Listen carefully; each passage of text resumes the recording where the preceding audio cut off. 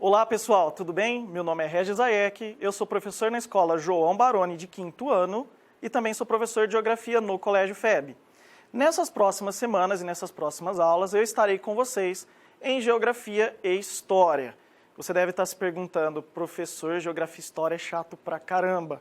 Vocês vão perceber que Geografia e História não é chato e que ela faz parte do nosso cotidiano e do nosso dia a dia, por mais que vocês não percebam, certo?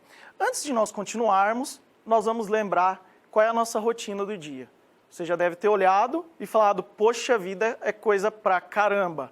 Mas tenham calma que eu vou ajudar vocês nesse processo. Nós vamos fazer o capítulo 1, 2 como revisão e o capítulo 3 como matéria nova. Então nós vamos estudar da página 156 à página 157 e eu vou ajudá-los a entender algumas atividades. Bom, você deve se lembrar que lá nas primeirinhas aulas, no comecinho do ano, vocês estudaram um pouco sobre o Brasil. O que vocês estudaram sobre o Brasil? Vocês estudaram a localização, o posicionamento do Brasil no nosso planeta. E algumas informações são importantes para que você não esqueça. Por mais que pareça ser a mesma coisa, fronteiras, divisas e limites representam coisas diferentes. As fronteiras são linhas que separam dois países vizinhos, como, por exemplo, o Brasil da Argentina, da Bolívia, certo? As divisas são linhas que separam os estados, São Paulo, Minas Gerais. E limites são linhas que separam dois municípios, como, por exemplo, Barretos Olímpia, Barretos Guaíra. Você deve olhar na sua apostila e lembrar desse mapa. O que nós estudamos aqui? Nós conhecemos um pouco sobre o Brasil, vimos que o Brasil ocupa praticamente a metade da América do Sul e que ele faz fronteira com uma série de países, com exceção de dois. Só 2 países da América do Sul não fazem fronteira com o Brasil, o Equador e o Chile, certo? Bom, vocês também estudaram as linhas imaginárias. Por que linhas imaginárias? Pessoal, se você for até um lugar por onde essa linha passa, você não vai ver essa linha, ela não existe ali. Pode até ser que tenha uma placa ou algum indicativo, mas a linha mesmo no chão você não vai ver. E para que servem essas linhas? No caso, as linhas paralelas, né, que são as linhas horizontais. Elas servem para nós separarmos as zonas térmicas do planeta. Como assim? Onde é mais quente e onde é mais frio. Se vocês notarem, a linha do Equador ela passa bem no centro do planeta, cortando ele na horizontal. E é importante você perceber que tudo que está entre essa faixa, que chamamos de intertropical. Por que intertropical? Porque ela está entre o Trópico de Câncer e o Trópico de Capricórnio.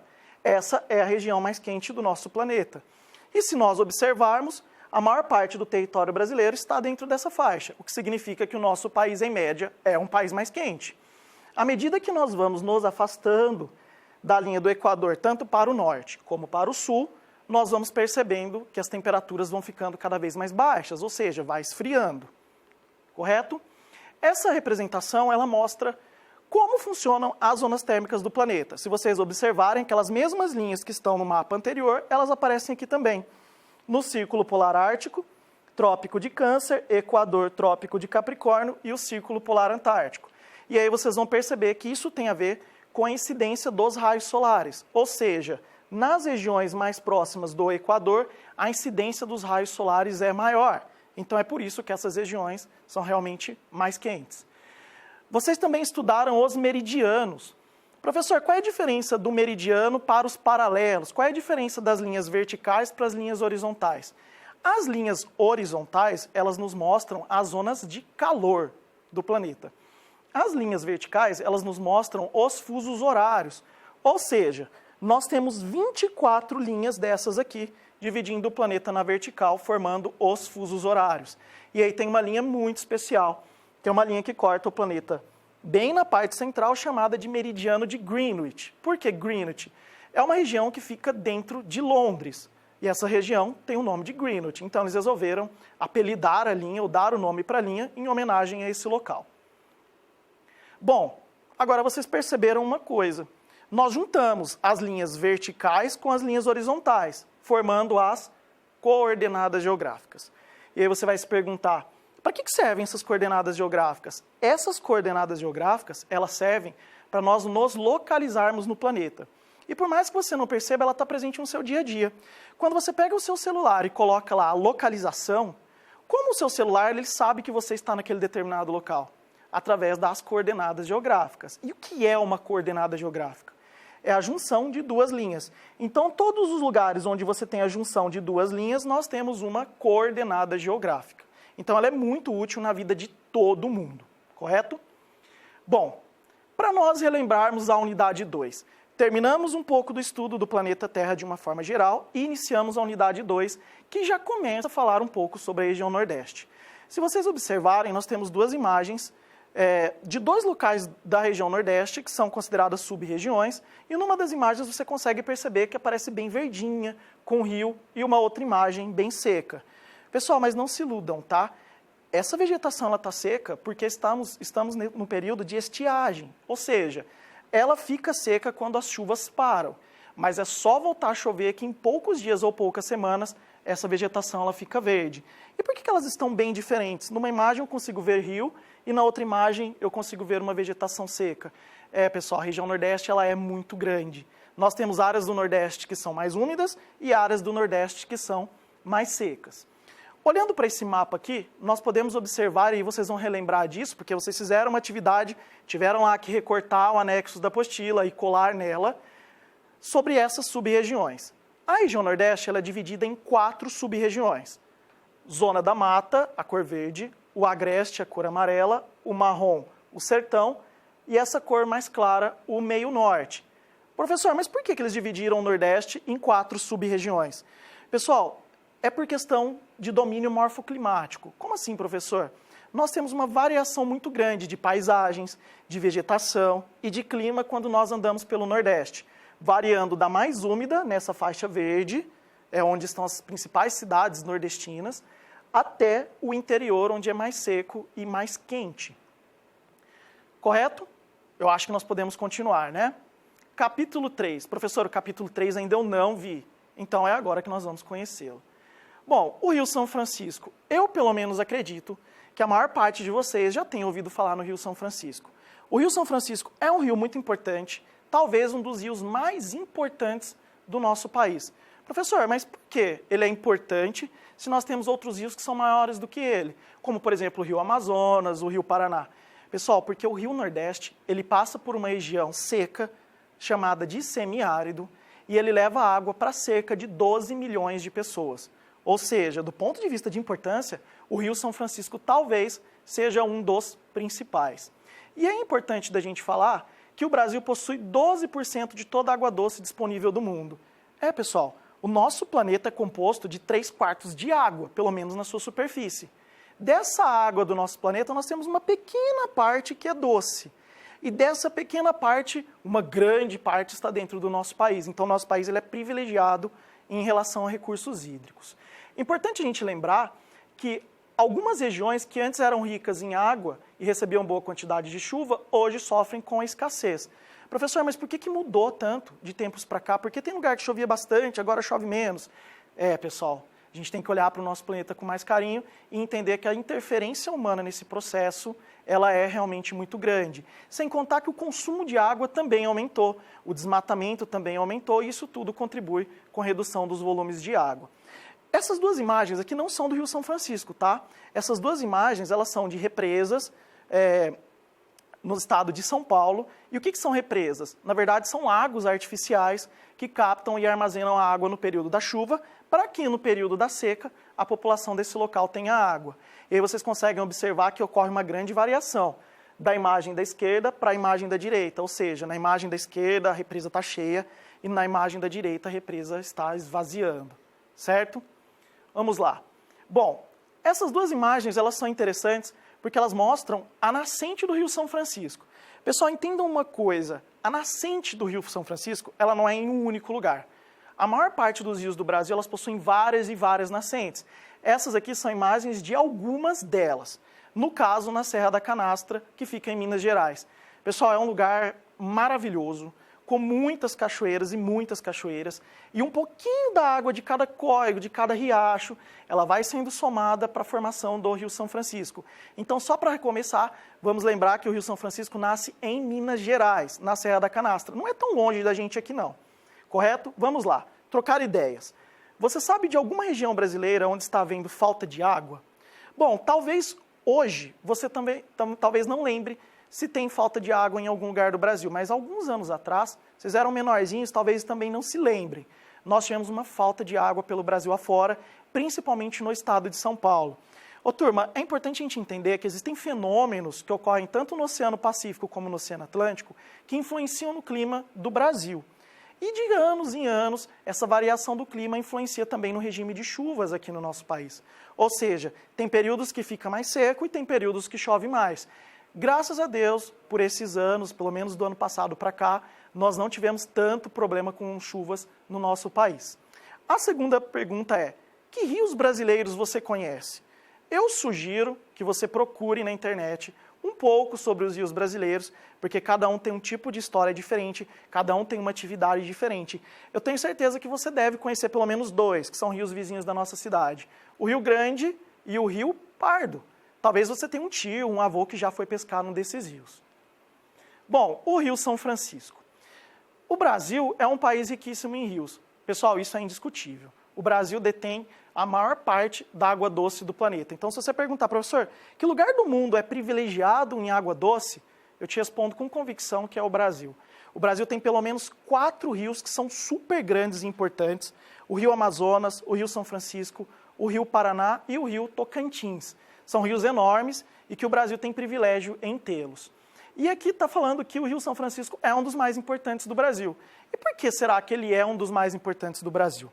Vamos lembrar o seguinte, o Brasil foi descoberto em 1500. Em 1501 já descobriram o Rio São Francisco.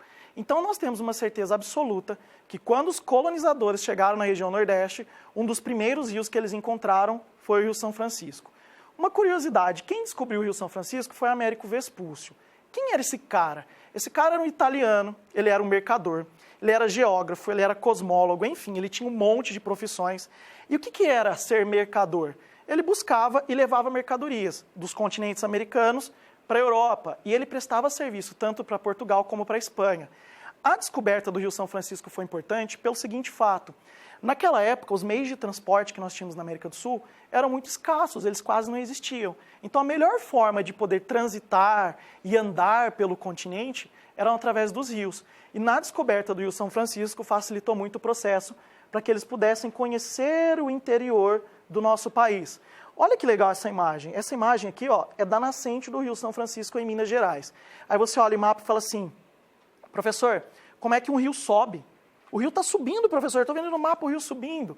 Turma, tomem um cuidado com isso. O rio corre para a direção norte, porém, ele nasce em locais elevados, com cerca de 2.400, 2.500 metros de altitude acima do nível do mar. Então, toda essa região aqui é uma região elevada.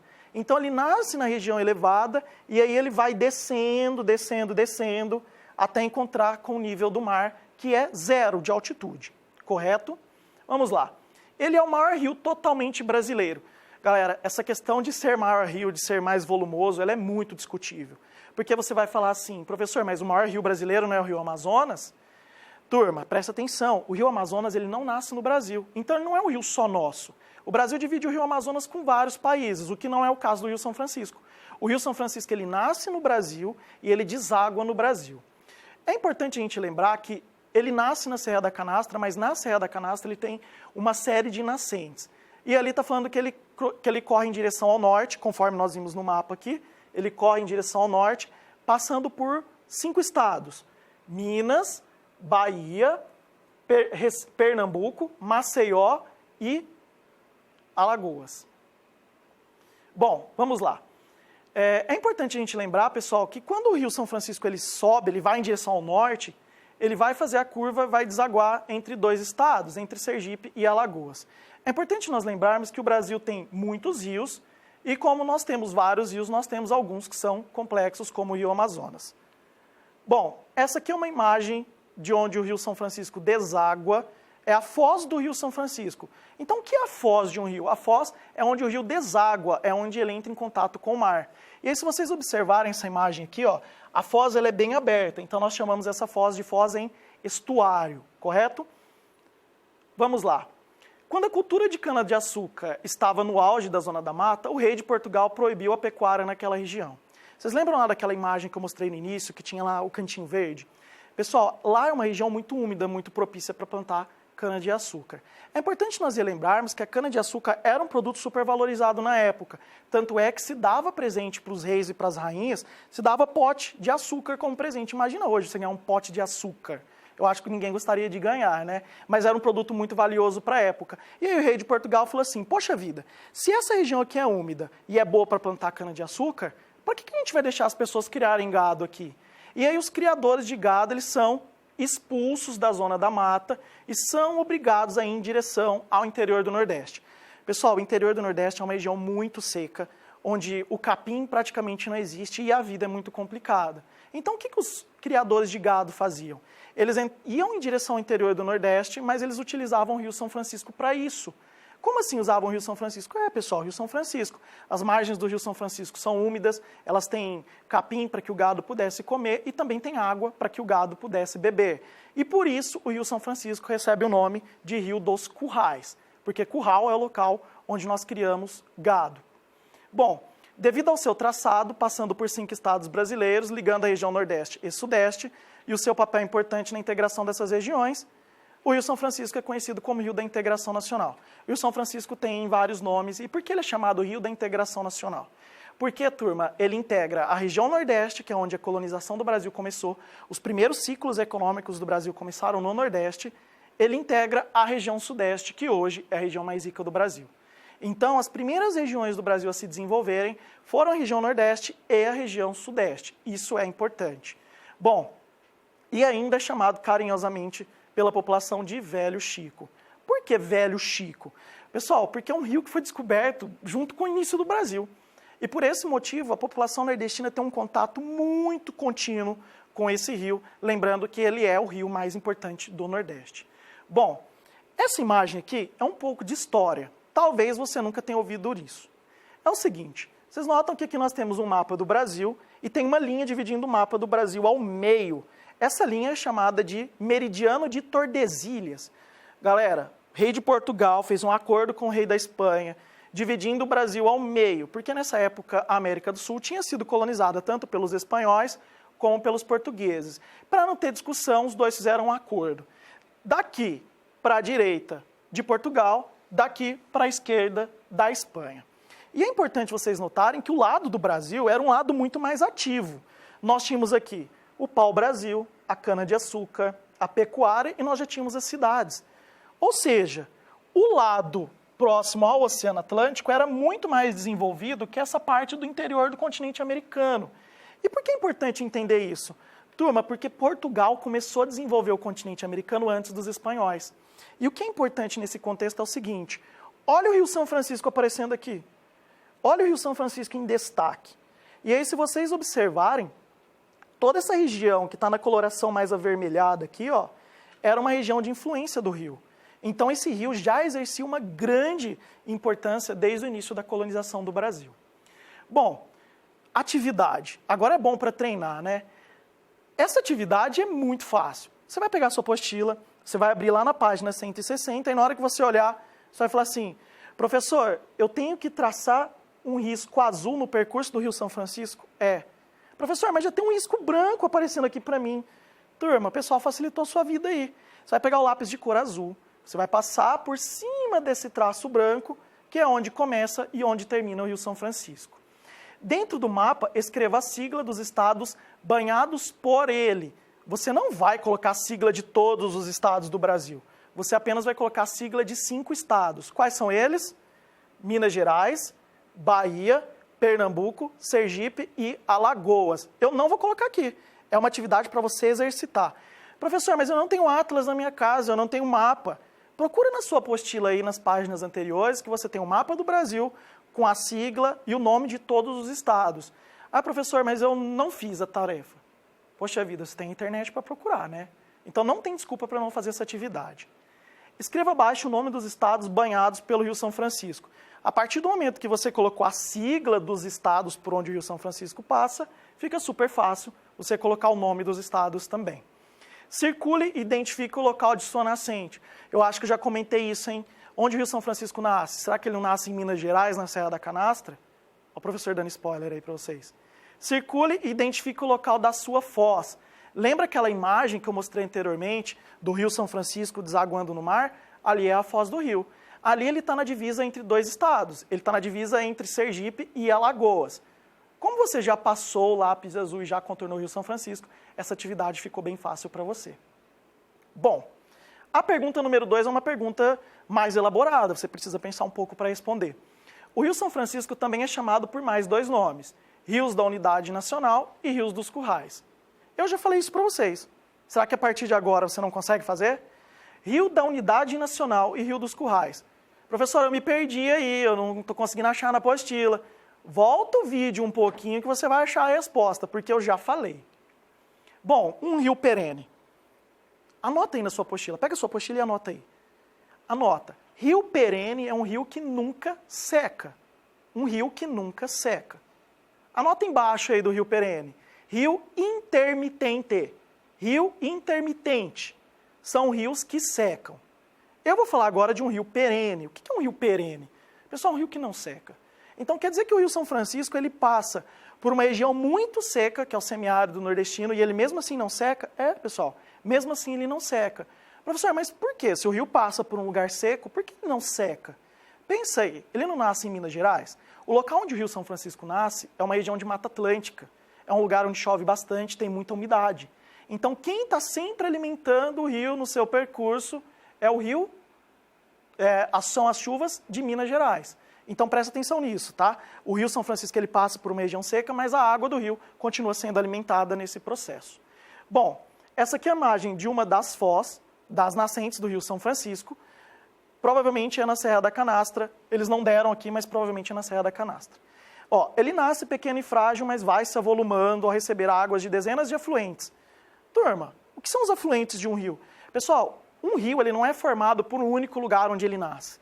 Várias nascentes vão se juntando no percurso e, ao se juntarem no percurso, elas vão formando um rio principal. Então, o Rio São Francisco ele tem uma infinidade, ele tem centenas de nascentes que vão se juntando no caminho e formando o Rio São Francisco. E cada nascente contribui um pouquinho com a água, aumentando o volume desse rio, que é muito importante. Lembrando que o Rio São Francisco é um rio perene. Bom, essa imagem aqui ó, é de um rio chamado Vaza Barris. E o que você está vendo aqui não é uma estrada, professor, mas isso é uma estrada. Isso não é uma estrada. Isso aqui é o leito de um rio, isso aqui é o fundo de um rio no período de estiagem. Estiagem significa seca. Ou seja, o rio ele desaparece totalmente.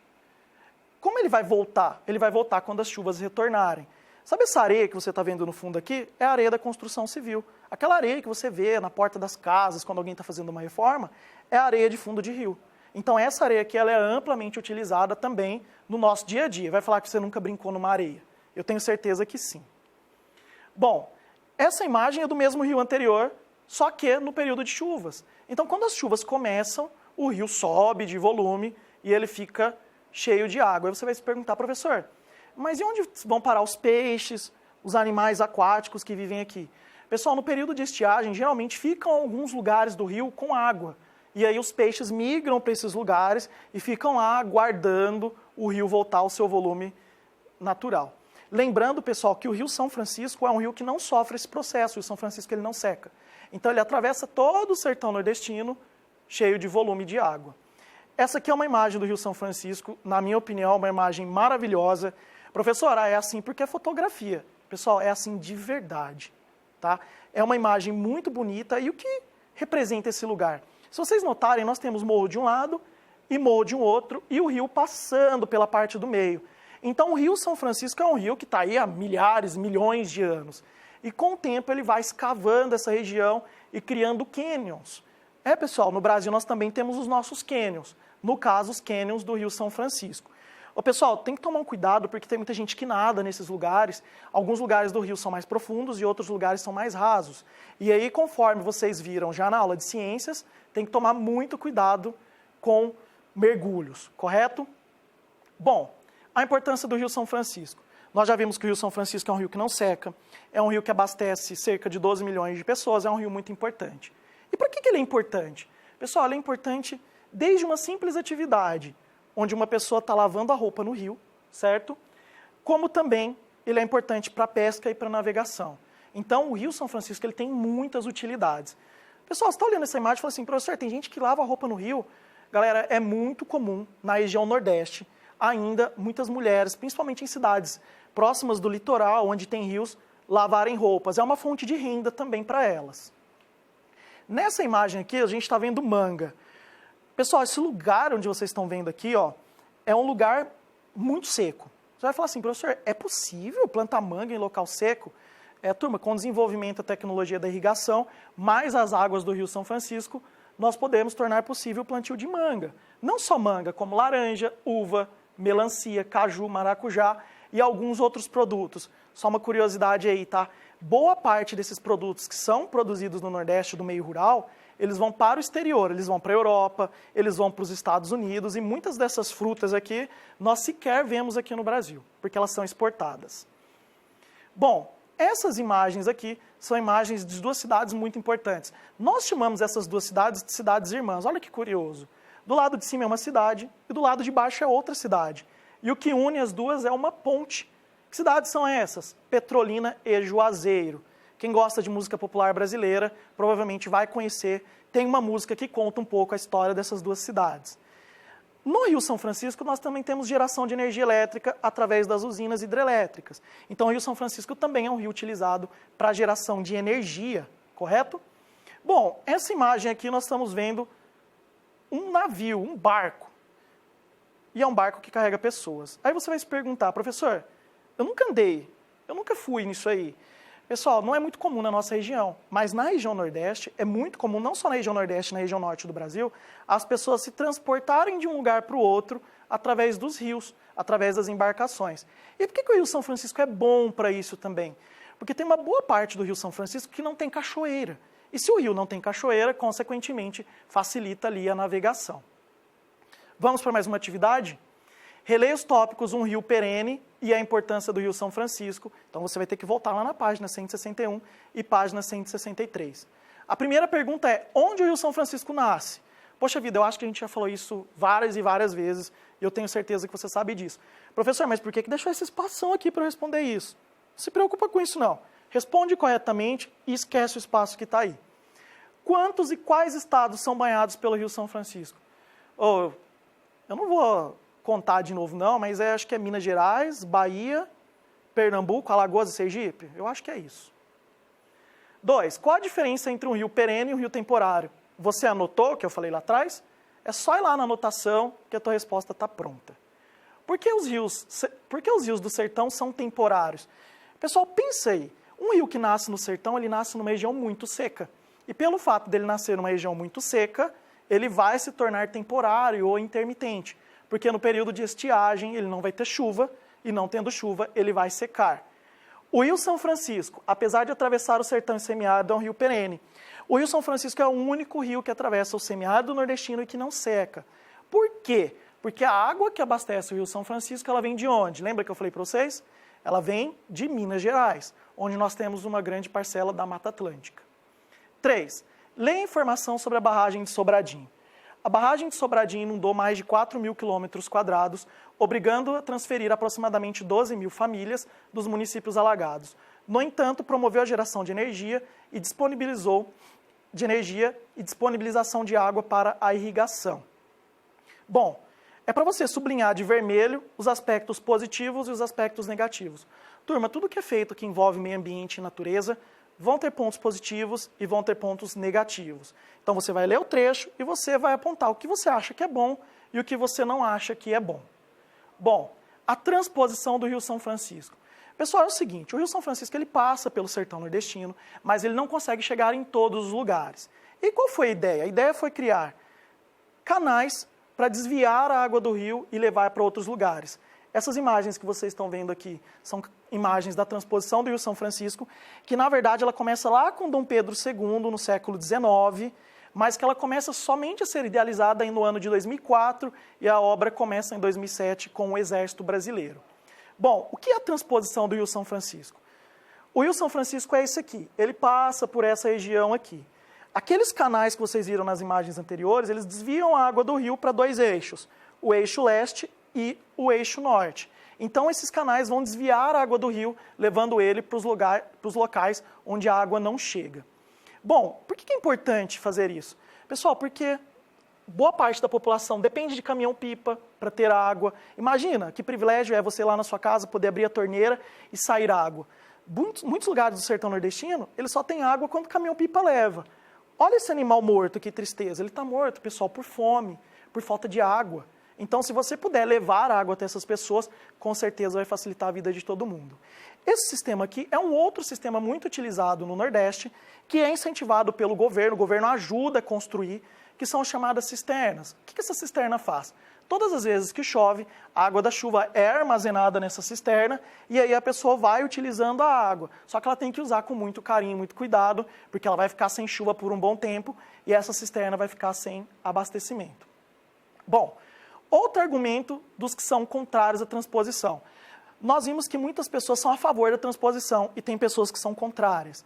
Lendo o texto aqui, nós vamos perceber o seguinte. Alguns vão dizer que áreas vão ser desmatadas, que o volume de água do rio vai diminuir, que a quantidade de peixes vai diminuir, que se diminuir o volume do rio, das águas, a navegação vai ficar prejudicada. Então, nós temos tudo que analisar, ver se é bom, se é ruim. Tá? Atividade 3. Explicar o que é o projeto de transposição do Rio São Francisco. Eu já expliquei para você, mas também não custa nada retornar nas páginas anteriores e fazer leitura. Se te explique 3 argumentos a favor do projeto, tá fácil também, né? Só voltar no texto e verificar. E cite 3 argumentos contra. Pessoal, preste atenção. Não é para você colocar o teu argumento, o que você acha. Você vai procurar no texto e vai verificar quais informações estão lá. Então, aqui não é uma questão de opinião, correto? Bom, 4. Enquanto a transposição não acontece, outras soluções podem resolver parte do problema. Uma dessas soluções é a construção de cisternas. Lembra aquela imagem, essa imagem aqui? Essa imagem aqui são as cisternas. Essa é uma das soluções enquanto a transposição não acontece. Bom, explicar o que é uma cisterna. Tá fácil, né? É só olhar a imagem e verificar. Por que as cisternas podem resolver parte do problema? Pessoal, porque enquanto eu não tenho água da transposição, eu tenho água armazenada. Questão 5. A questão 5, nós temos 4 imagens, que vão de A e vão até D. O que você precisa fazer? Colocar cada unidade dentro do seu quadradinho. Por exemplo, onde eu encaixo a imagem A? Onde eu encaixo a imagem B? É só você ler e identificar. É uma atividade muito fácil. Depois da aula, eu tenho certeza que vocês vão fazer, sem precisar sequer consultar a apostila. Tarefa. Professor, eu não gosto de tarefa. Pessoal, tarefa é importante, a tarefa vai consolidar o que você aprendeu aqui agora. Então, vamos lá. A primeira coisa que você vai precisar fazer é reler o tópico O Rio São Francisco. Então, você tem que voltar lá na página 157 e reler. E aí, o que você vai fazer? Você vai colocar correto ou incorreto. Você vai colocar a letra C ou a letra E. Aquelas frases que estiverem incorretas, você no item B vai precisar reescrevê-las de forma correta. Você já fez várias atividades assim em português e em matemática também. Explique o que é nascente e o que é foz. Poxa vida, professor, você falou lá atrás. Se você não lembra, volta o vídeo um pouquinho, que a resposta está lá. Bom, 2. Leia esse trecho do poema O Rio São Francisco, de Silvana Maria Nogueira Leite. Pessoal, você vai ler esse trecho e, de acordo com a leitura, é interpretação de texto, tá? Você vai responder o item A e o item B, certo? Professor, mas eu não gosto de ler. Pessoal, se você não ler, você não vai dar conta de responder, tá combinado? Bom, olha essas imagens aqui, e a partir dessas imagens e do exercício 3, vocês vão ler o texto e vão responder no caderno. Professor, mas você não vai ler o texto conosco? Pessoal, o tempinho aqui é curto, tá? Você lê o texto, destaca o que é mais importante, e no texto vai estar explicado certinho o que é mata ciliar, o que é assoreamento. E aí, se você tiver qualquer dúvida, manda lá uma mensagem para a sua professora, que eu tenho certeza que se ela não souber responder, ela também vai me procurar, e eu ajudo você a encontrar a sua resposta. Fica tranquilo, tá? Você vai dar conta de fazer, eu tenho certeza. O projeto de cisternas ganhou um prêmio internacional. Por quê? Pessoal, essa aqui é uma pergunta que eu acho super legal você pesquisar. O que é esse projeto de cisternas? Olha como interessante, isso aqui tudo vem através de pesquisa científica. Bom, vamos fazer uma revisão breve da nossa rotina. nós estudamos o capítulo, na verdade nós revisamos o capítulo 1 e o capítulo 2, estudamos da página 156 à página 167, e aí, agora é com vocês. Tem bastante atividade para fazer, né, professor? Tem bastante atividade para fazer, mas você tem tempo, tá? Então faça tranquilamente. Se tiver dúvida, manda mensagem para o seu professor ou para a sua professora. Eu tenho certeza que eles vão te ajudar. Pessoal, só aprende quem faz. Combinado? Obrigado, um abraço e até a próxima.